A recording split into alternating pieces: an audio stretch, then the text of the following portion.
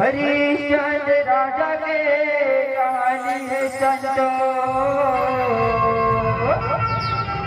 सागर फल खाएगा जान धर्म ला करके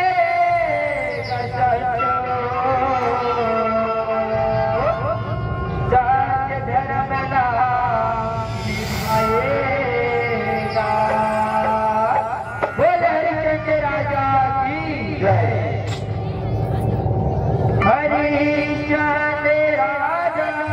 ईजन हरिश्चंद्र राजा ईजन नहीं को नदानी बेटाला सीधा मत आए राजा बेटाला सीधा मत आए राजा बेटाला सीधा मत आए राजा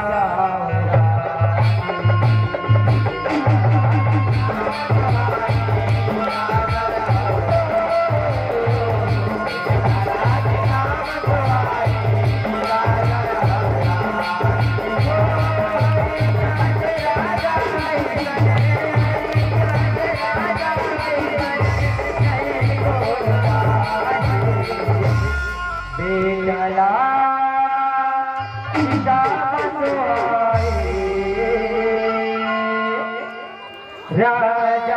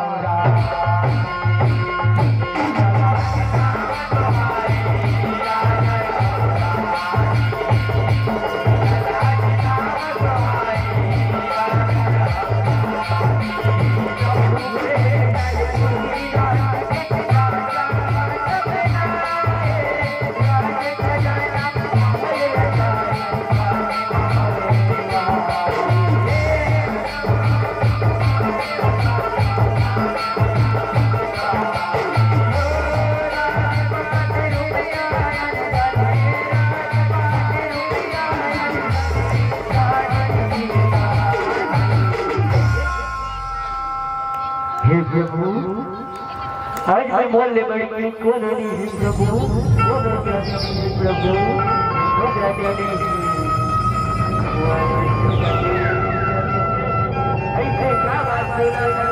ऐसे क्या बात बोला अगर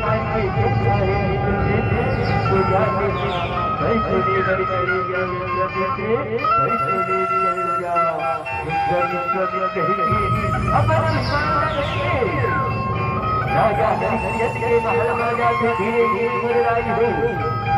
आज परीक्षा ले राजा हरिश्चंद्र के दरबार में पहुंच के राज हो दरबार में पहुंच के उसी रामा देव की राजा हरिश्चंद्र से दरबार में साधु आवाज भाई हो साधु आवाज आज हरिश्चंद्र राजा के तीर मारा थे ऐसे भिक्षा देवी ऐसे निकले राजा सुंदर राजा में जाते हम बच्चे आज बोला राधिका देव पढ़ी गुरुदेव राधिका देव पढ़ी आज मैं बोला राजपाट सब जाग में दे दे गुरुदेव सब जाग में दे दे सब जाग में दे दे ऐसी का राजा ऐसी दिखा ये सब दाना दे महाजना कई दूर ये चले माया राज मुकुट है गौरव हनुमान के वस्त्र है राजा अभूल गान में दे दे राजा अभूल गान में दे दे राजा गरीब कहते करके आज बिना और भगत ये बोल अस्मित लगा और ये वस्त्रना सबूल दान में दे दे गुरुदेव सबूल दान में दे दो सबूल दान में दे दो बोल राजा हरिमंत्र की जय कला चिचा मतवाए राजा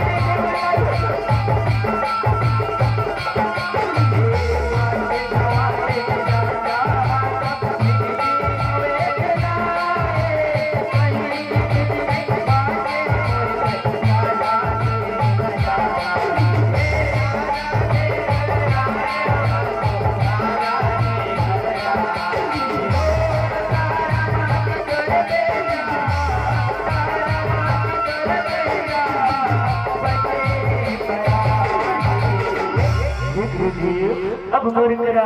कुछ बातें देखिए कुछ बातें हैं अभी तो वो गुरु जब बिना वाले राजा अभी तो वो गुरु जब बिना वाले हैं गुरु से बिना दे दे राजा और गुरु जब बिना दे दे अब तो मुर्गरा कहीं बातें हैं अब तो मुर्गरा कहीं बातें हैं अब तो तुला राज दे हमने तुला राज दे राजा अभी तो मुर्गरा रोहित कुमार ही दे और सके संकट बचे राजा आगोर मुर्गन भाई तुला रे जाते बोला वही करा गुरु लक्ष्मी दे दे राजा वही करा गुरु लक्ष्मी दे राजा ठीक है विद्या मंत्र के पाँच चले जाते गुरुदाजी हो विद्या मंत्र के पाँच चले जाते भगवान की जय बेचारा चिता मसवाए राजा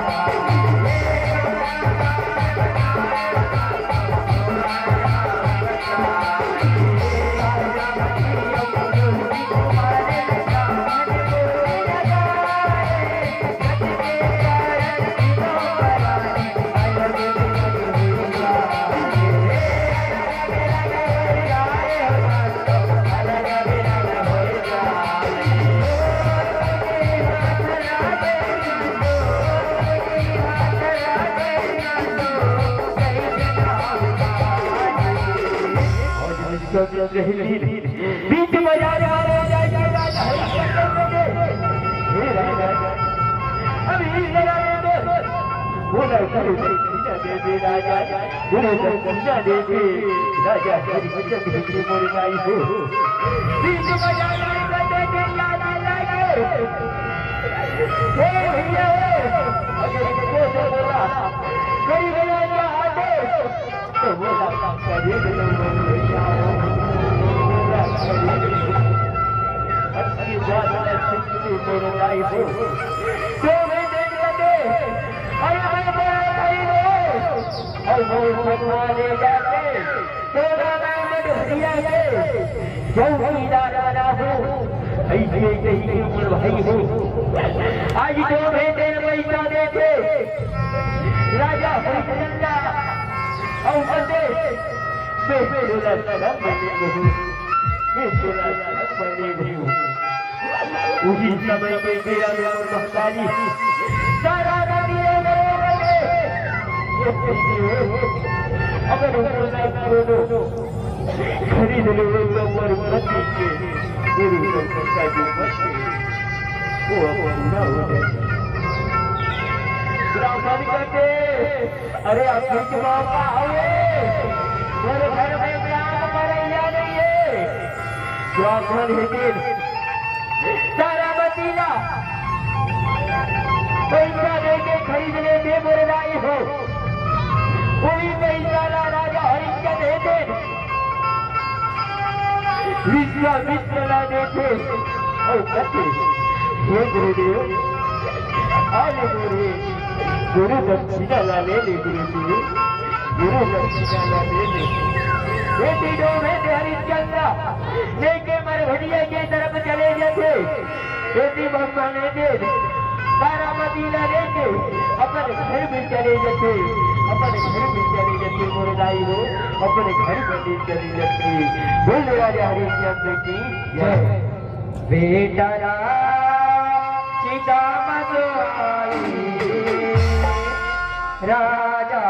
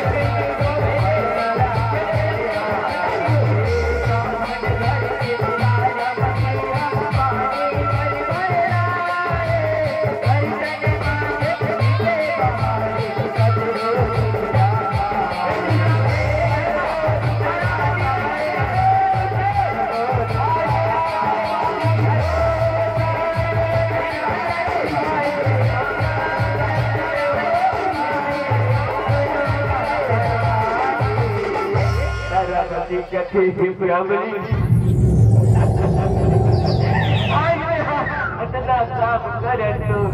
राजा बनी कहते कितना काम करो मालिके कितना काम करो भैया ये जगह ला बापरे हो पूरा घर वाली बिगाड़ो मालिके पंचायत कहते अरे दादा बजे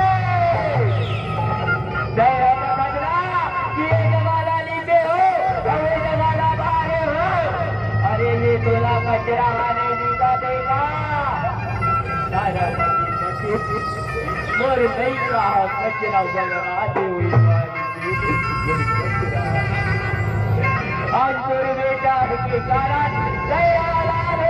सारा बचे कई कुछ काम नहीं करा सारा बचे कई कुछ काम नहीं करा ऐसे कैसे मुरगाई हो आज तारा बदले देना पर नहीं कहती वो कर खाती मुरगाई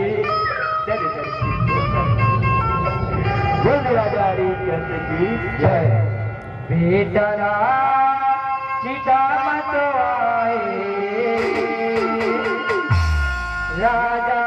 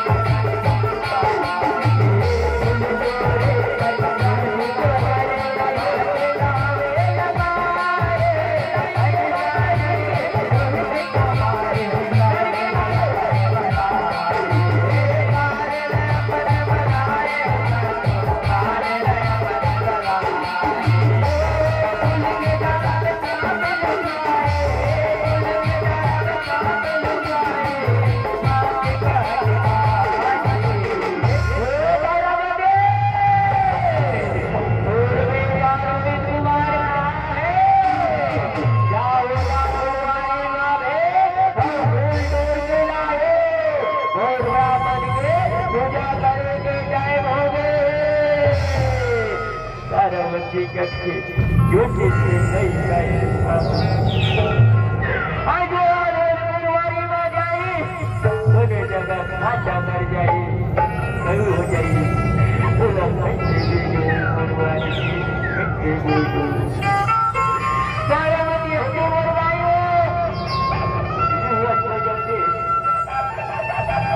बोलो तुम्हारे बेटा क्या बेटा कल बोलना क्या जो बेटा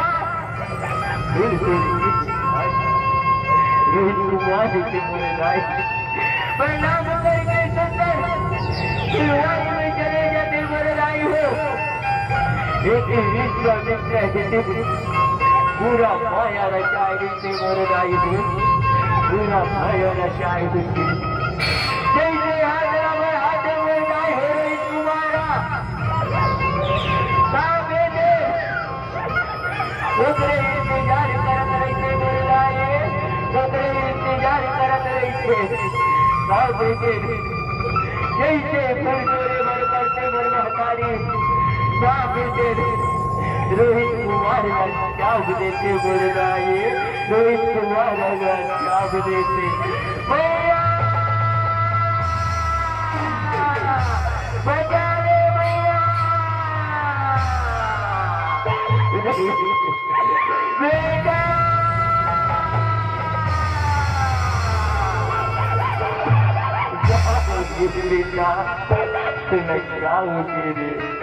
तू लगा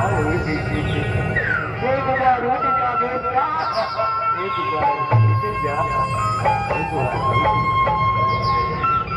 बार उठ जा जय बेटा ला सीता बचवाए राजा